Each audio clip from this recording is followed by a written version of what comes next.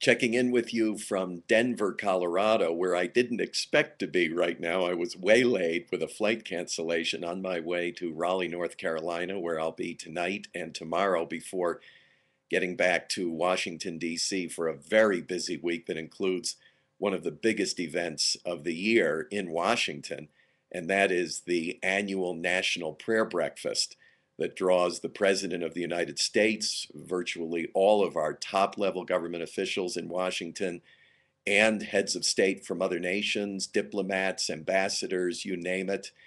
And this year, I'll be playing a key role behind the scenes in the intercessory prayer support for that event. So pray with me as I pray and lead in prayer for this extremely important event that takes place every year in Washington. But that's not why I'm checking in with you urgently now. It's for something altogether different. You know that 15 years ago, when I arrived as a missionary to our top level government officials, I made a resolution.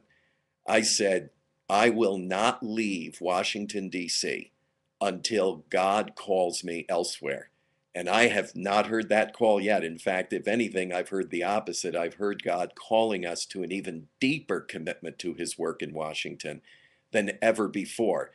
But right as we were recovering from some serious setbacks due to the downturn in the economy, we were just recovering from that. We were hit with a sucker punch by the legal department of the Federal District of Columbia. Now remember, the Federal District of Columbia is its own government that right now is answerable to and under the heel of the current congressional leadership.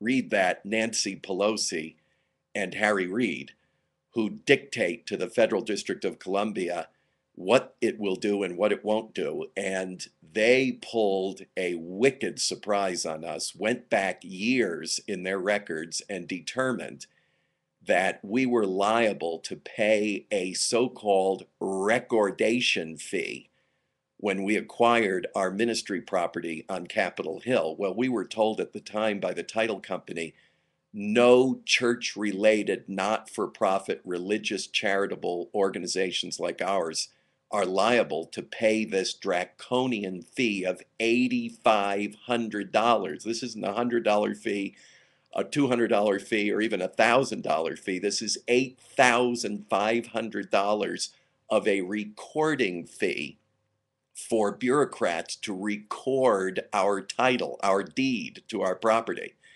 Well, we appealed that. We lost the appeal. We've talked to our legal experts, including very highly placed Christian legal advocates who have said, we're sorry, there is no further route of appeal.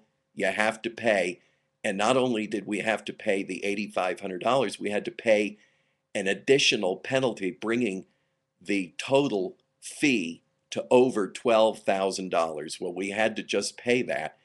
And boy, that was like a sucker punch to the gut. But like David with Goliath, man, we're going up against the enemy and we are resolved. We may take a few steps back, but we're going to collect ourselves and we're going to fight like never before. We are not going to let this intimidate us. We're not going to let the bullies bully us out of town. We're resolved. We are staying.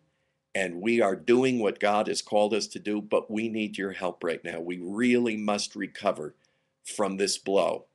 And all it's going to take is a few of our friends doing something small, $50, $35, $15 in a tax deductible contribution. And that's really important right now, that tax deductible part of it, because we're going to show them that our friends at Faith in Action won't let us stay on the ground. We're going to get back up on our feet in record time and keep on fighting for what's right, what's good, and what is God's will for this nation. So I'm appealing to you, asking for you to help in this campaign.